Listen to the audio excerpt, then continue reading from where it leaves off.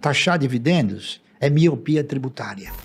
Ela é obrigada a pagar dividendo, 10% sobre as ações preferenciais. Se você for analisar friamente, hoje são poucas as empresas que pagam dividendos. A maioria paga juros sobre capital próprio. E o juro sobre capital próprio ele é tributado. Então, eu não sei até que ponto a tributação do dividendo poderia ser uma alavanca para o governo tributar mais. Ao contrário, ele vai inibir o cidadão de investir. É verdade. Correto? Então, se pega lá fora, o pessoal quase não paga. É uma coisa que está sendo avaliada. Até agora não se falou em tributar o dividendo com tanta intensidade, porque a gente já teve a oportunidade de conversar com alguns parlamentares.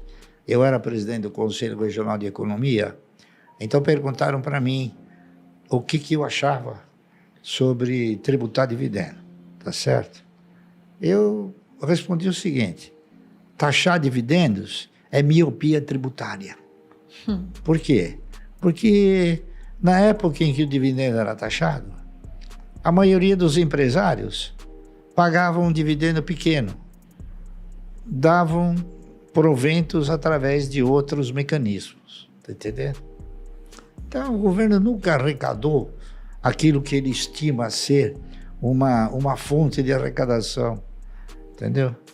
Porque tem uma coisa, o governo ele pensa em subtrair, não é isso? Ao passo que o empresário ele pensa em quê? Em contribuir. Tá entendendo? Então, lamentavelmente, o governo está sistematicamente através de órgãos, por exemplo, os sindicatos. Os sindicatos a cada momento querem mais garantias, mais direitos e mais benefícios para o trabalhador. Na razão direta que você amplia direitos, benefícios, você elimina o emprego. Tá correto? Você veja que coisa interessante. Você já esteve nos Estados Unidos? Sim, já fomos algumas vezes. Você chegou a alugar um carro? Não chegamos a alugar. Nos Estados Unidos, por exemplo, você abastece o seu carro. Você vai lá, chega e fala, eu quero botar $40. O cara fala, paga. Você paga e ele libera, você vai lá e enche o tanque. Você sabe que aqui é proibido isso? Sim, aqui tem que ter o frentista. Proibido.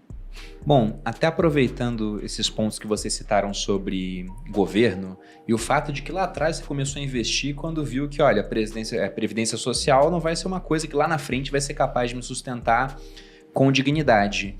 Vocês, nesse método da AGF, vocês focam em dividendos. E há várias empresas públicas, né, as de economia mista, listadas em bolsas, que pagam um bom dividendo. Como é que vocês fazem para fazer esse balanço? Porque, como você mesmo disse, boa parte dos gestores do Estado não são caras competentes igual o pessoal da iniciativa privada. São regidos por outros estímulos. A empresa, às vezes, não está interessada em gerar lucro, ela quer fazer outras coisas. Quando que vocês decidem que uma empresa pública é boa o suficiente para estar na carteira? E quando que vocês falam, poxa, isso aqui, tipo Petrobras, pagou um camão de dividendos, mas não estava na carteira de vocês. Quando que vocês olham e falam, isso aqui, por mais que pague bem, eu não vou colocar?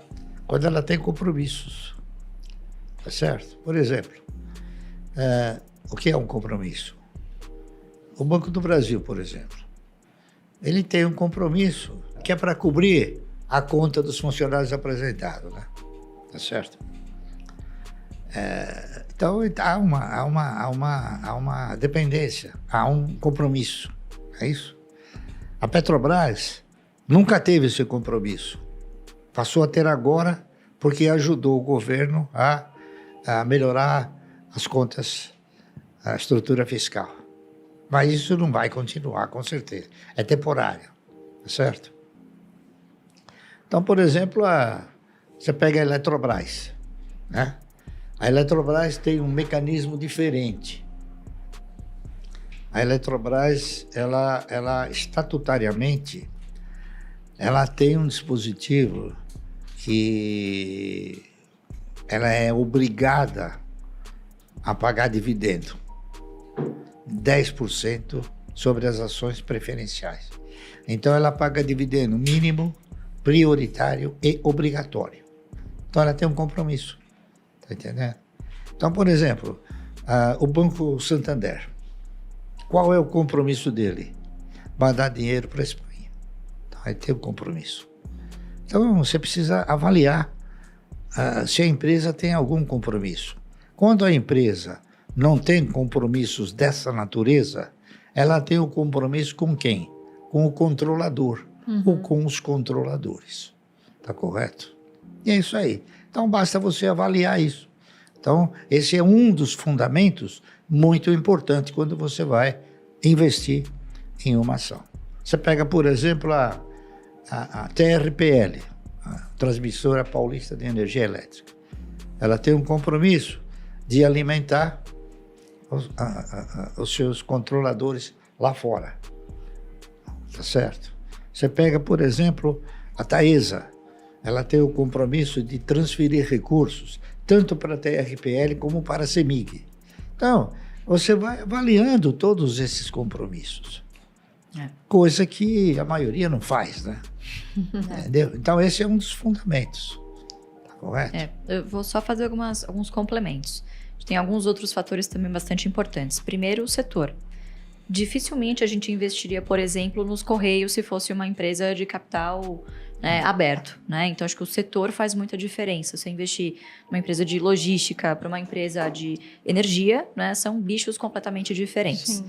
Você tem que ver qual governo, né? Qual estado que é ali sócio dessa empresa. Então, por exemplo, uma CEMIG ou alguma estatal de controle do governo estadual é um nível de risco, de repente, diferente de uma cuja União seja sócio, né? Então, por exemplo, hoje aventua-se a privatização da Copel, que é uma empresa cujo o governo do estado do Paraná é um grande acionista. Então, tudo muito depende do nível de governança corporativa e, em última instância, o preço. De nada vale ser uma excelente empresa se isso não vai ser um bom investimento. E isso depende da margem de segurança com que você investe. Então, a gente estava falando hoje, né, um pouco mais cedo sobre o Banco do Brasil. Estava olhando aqui no nosso aplicativo, a GF+. O valor patrimonial da ação é R$ 51,50. Bom, tá. Isso depende, porque eu vi com o Felipe...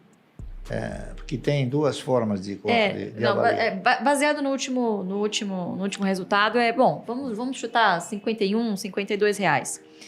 Quer dizer, o papel está cotado a 34 hoje, muito abaixo do seu valor patrimonial, né? Entre outras métricas que a gente analisa, dividend yield, PL, enfim. Então, é uma excelente empresa, falando operacionalmente, tem ali alguma robustez de governança em relação a outras empresas, né? Então, não sofre tanto quanto uma Petrobras, por exemplo.